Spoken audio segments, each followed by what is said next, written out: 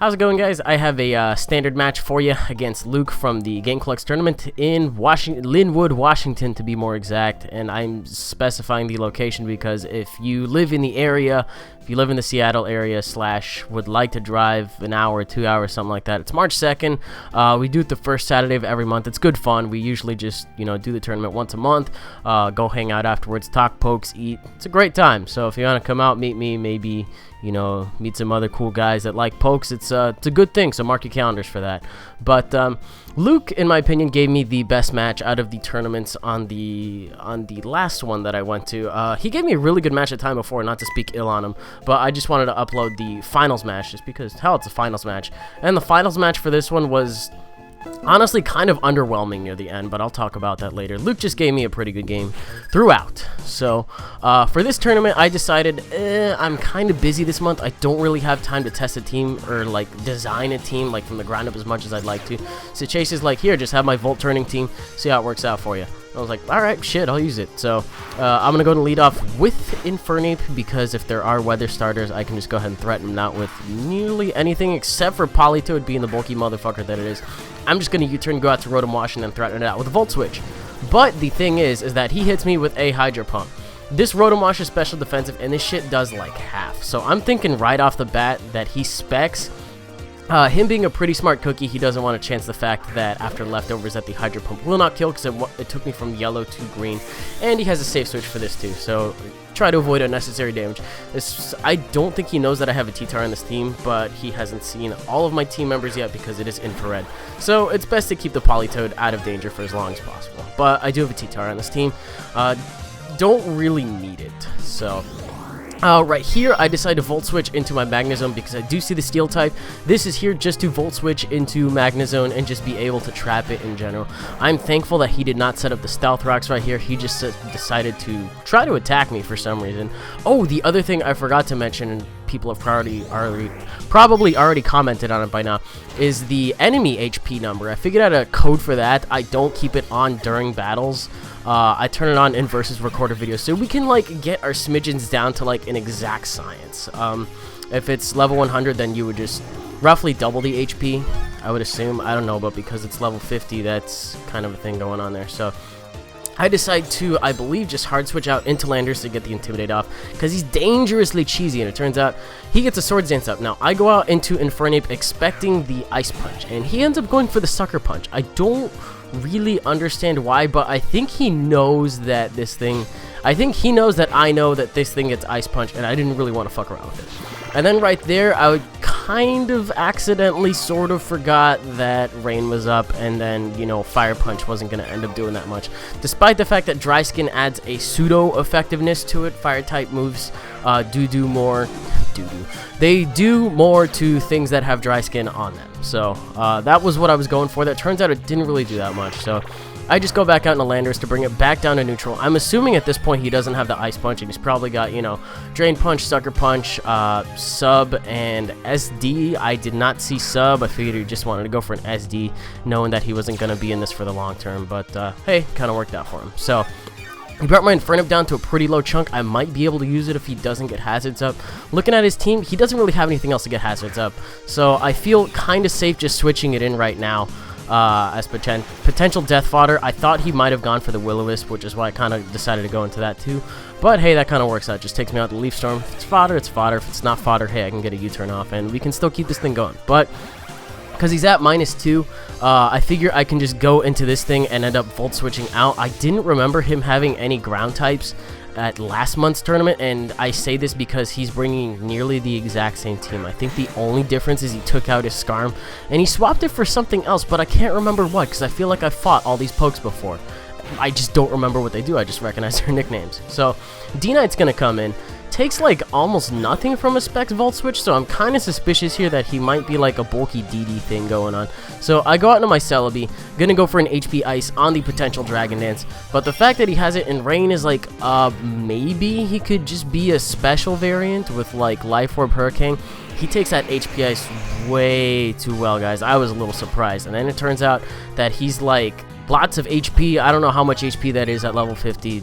max, maybe? No, I don't know. But turns out that my HP Ice doesn't knock him out, and his Hurricane doesn't knock me out either, which actually kind of surprised me. But now that he knows that I'm locked into HP... Well, he doesn't know that I'm locked into HP Ice, but he knows that I'm probably going to go for the HP Ice again and try to finish him off. So safe switch into Starmie was pretty safe. I really should have expected that. I just didn't really feel like over-predicting at this point. And Starmie, as usual, remains a huge threat to these tournaments, or in these tournaments. I don't know why I bring teams that just struggle with Starmie. I need to find a safe opportunity to bring in my Celebi, but I figure the best thing I can do right now is go into my Tyranitar, just to take whatever the hell he wants to offer. It was kind of stupid bringing it in now, but to be honest, I don't really need the Sand as much as I need my Magnezone, and as much as I need the safe switch into Celebi more than I need my Tyranitar, is, I guess, ultimately what I'm trying to say. So it just ends up dying to, you know, a Hydro Pump and an Ice Beam. The fact that it lived a Hydro Pump is nice. It means I get a little bit more life of recoil. It's going to get it to the point where I can take it out with a U-turn, and that's nice. I mean, I didn't want to go for a Leaf Storm and just have the attack drop, that kind of thing, or be locked into Leaf Storm against D-Knight. That would have been bad news there. But I decided to go out into my my Landorus, and he gives me like one of those freaking butthole puckering moments right here, because I thought this thing didn't have Ice Punch. So I'm going to go into this thing. I'm like, alright, that's fine. Well, he goes into this thing first. I thought he was going to go into his Toxicroak, so I'm kind of getting a little ahead of myself. But I skipped this turn because he just ends up getting taken off flat. I had to think about this for a second, because sometimes these Politoads, these Specs Politoads, are not max HP and they run a little bit of speed. That's not something I didn't know how slow this Landorus was, or how slow Politoad was at level 50, that kind of thing. I know my number's at 100, but not at 50, so it's like, do I really want to risk this? I might need this for Toxicroak because he doesn't have Ice Punch. It turns out he has Ice Punch, but thanks to the defensive investment and the unusual combination between offensive and defensive investment and HP and all that shit, it kind of worked out here, because I ended up taking that Ice Punch pretty comfortably, and I'm able to knock him out with an Earthquake too. On top of that, I outspeed his Rotom, which was kind of surprising, but he told me after the game that this was special defensive too, so I guess that kind of makes sense. Do a pretty nice chunk with that, and it turns out he doesn't go for the Will-O-Wisp. Again, I keep expecting that from this thing, but it turns out he just goes for a Leaf Storm. So, gonna reduce the spec attack right there. He could go for a Volt Switch if he just really wants to get out of there, but I guess he wants to go for another Leaf Storm to potentially take me out. But look at that. I get the 1 HP survival, and I'm able to just Volt Switch out of there pretty pointlessly, but I get a switch into Celebi.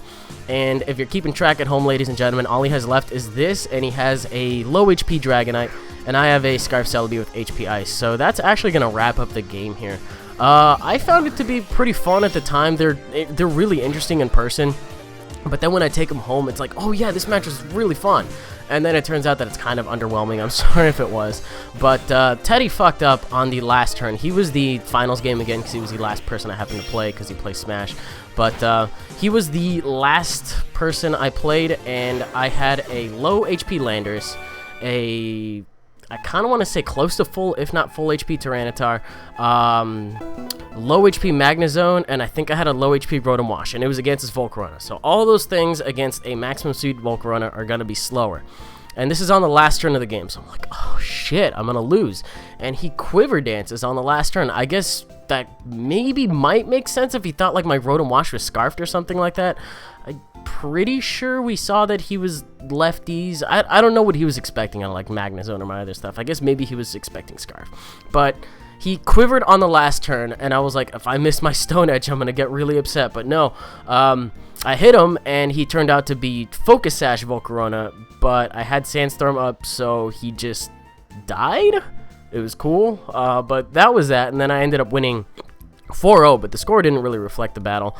I was like, I don't want to upload against Teddy again. I'd rather upload against Luke, because shout out to him. So, anyways, that was a game. I hope you guys enjoyed it and enjoyed the rambling, that kind of shit that I do.